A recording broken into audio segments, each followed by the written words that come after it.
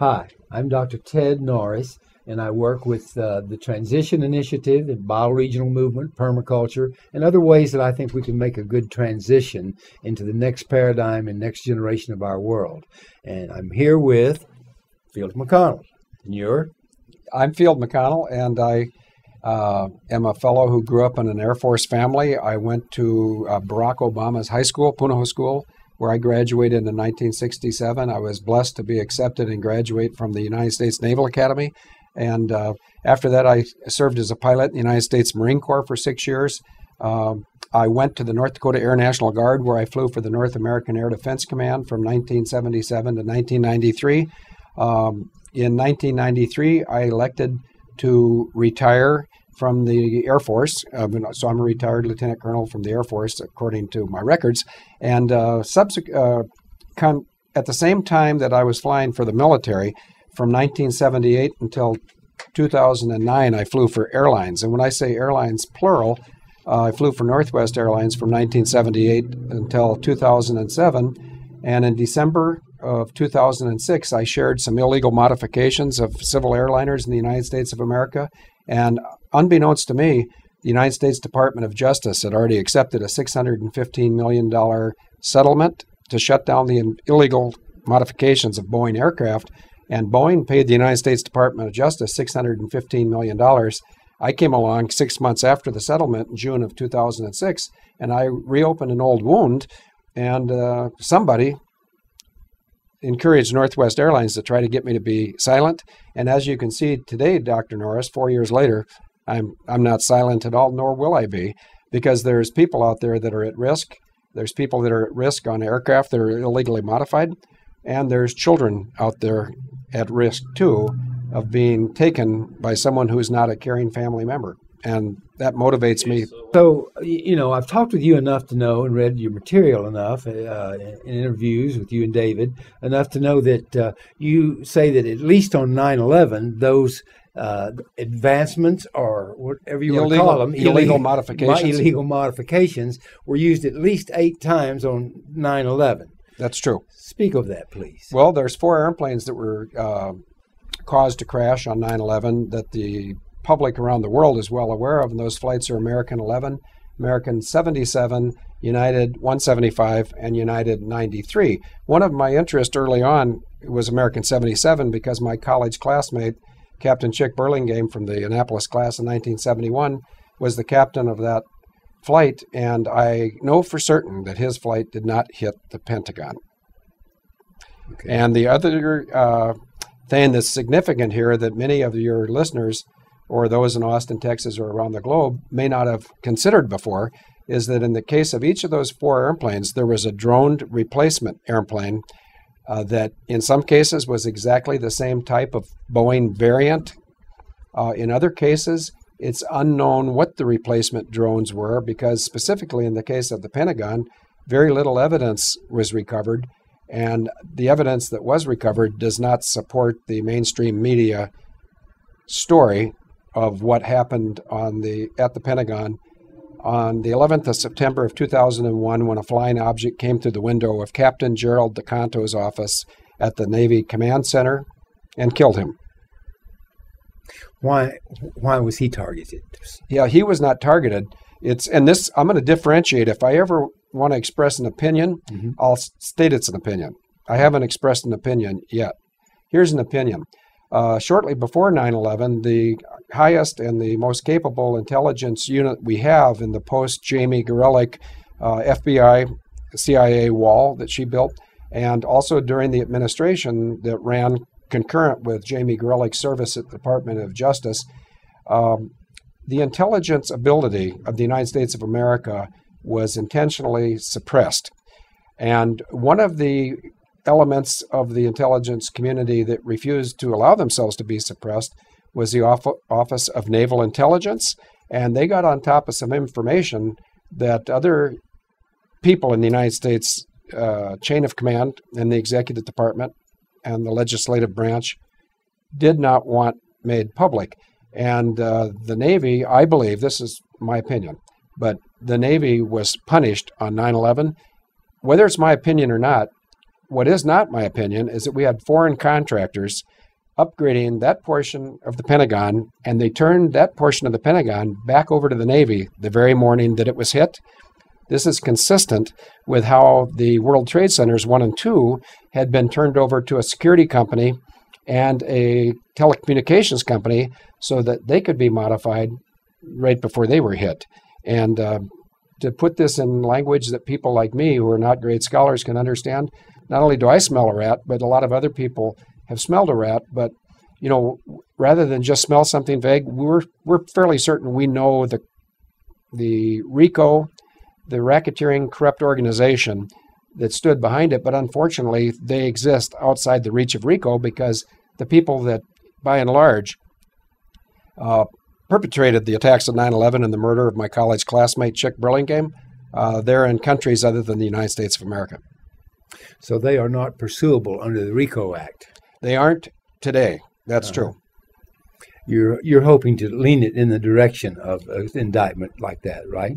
I have absolutely no power, but what I can tell you is that Saturday the 24th, if it was, or the 23rd, okay, the most recent Saturday, the FBI was called in to help with a British investigation of the death of Gareth Williams, and this goes back to the same network that wanted Gareth Williams silenced is the same network that wanted me silenced after I shared this information with Northwest Airlines, with the Federal Aviation Administration, with the FBI, whose director, Robert Swan Mueller III, was a Marine like me, and he's done nothing with it. And if anybody in the world wants to see my letter to the director of the FBI dated the 13th of February of 2007, I can get it to you, and pretty much everybody knows where to find me, which is www.abeldanger.net. Okay. So do you think the fact that the FBI has entered into this and that the MI6, you think that portends that he will also activate any of the information that you sent to him? I don't think he as an individual, it seems to me, and I don't know how these big bureaucracies work, but if he was ever going to act on my information, he right now today is approximately 3 years and 7 months late. But I do believe that the FBI, the CIA, Navy Intelligence, the Department of National Intelligence, and the Brits are going to come together to resolve this because it's in everyone's best interest and we're all being hurt by the network. Well, let's talk about that. Resolve this. Because to me, when you talk about those groups, you're talking about, okay, what's the plausible deniability here? Ta-da. You're not really talking about getting justice. You're talking about, okay, how do we best cover ourselves? Why should we expect more in this? Because if we do not get more in this, our national sovereignty will be lost, as will the national sovereignty of the other countries, and we will all be put under one umbrella for control, if you will. Well, to a group of countries that shifted the Titanic around, and we'll talk about that, in order to get rid of the enemies of the Federal Reserve so that it could go through, that assassinated, say, President Lincoln or President Kennedy, I think we lost our sovereignty a long time ago. We did. We lost our sovereignty. Well, let me just tell you something that you're going to hear from no other source. After 9/11, the bodies and the debris were commingled. They were commingled in the attacks of 9/11. They were never separated. The bodies of the victims were never given the dignity of burial and separation from debris. They were buried on Fresh Kills landfills, Hills 1 and 9. And Fresh Kills land hills 1 and 9 are almost exactly the same piece of geography that in 1776, a British admiral demanded that the United States surrender their sovereignty to the Queen. And the United States said no. And that date was 9/11/1776. And on 9/11/2001, it's my opinion that the Crown agents moved again, and they leave very unmistakable clues and calling cards as to who the perpetrators are. They did it in 9/11/1776 at Fresh Kills. They did it again in 2001 at Fresh Kills. Same perpetrators, same MOs, same, well, the weapons have changed, of course. The opportunities have changed, but it's the same people trying to take America, much to the disadvantage of American citizens. And I don't mean Caucasian Americans like me and you. I mean naturalized Americans from any nation around the globe that want to go to a place that offers them hope. And the hope we've seen around here lately is a false hope. For sure, for sure. Well, you know, since you've really brought in a lot about history at this point, you know, you really talk about how this has gone back. And of course, the Crown Agents in 1833 were formed.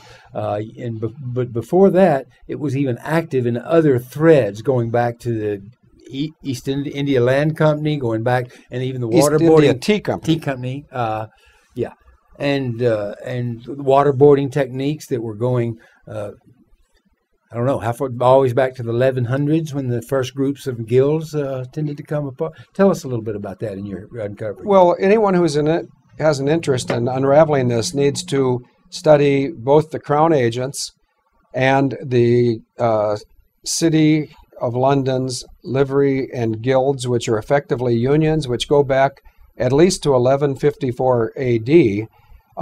And what that is in layman's terms, or for high school graduates, is in this country we call them unions. We have the machinists, the pharmaceutical workers, the steel workers. These are all trades of people with specific skills, and if they want to practice those skills and historically get good jobs with good pay, good benefit, and good retirement, they have to become a union member.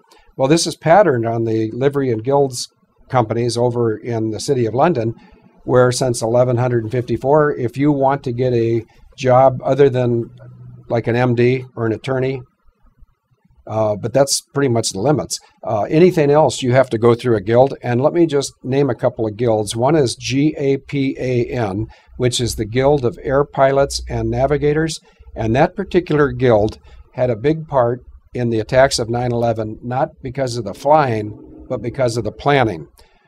These same guilds are instrumental in the murder of people that whistleblow, like Gareth Williams. They also are absolutely central to the human trafficking done in children right now, since this Maddie McCann that we will be featuring tomorrow night in our speaking engagement at Brave New Books.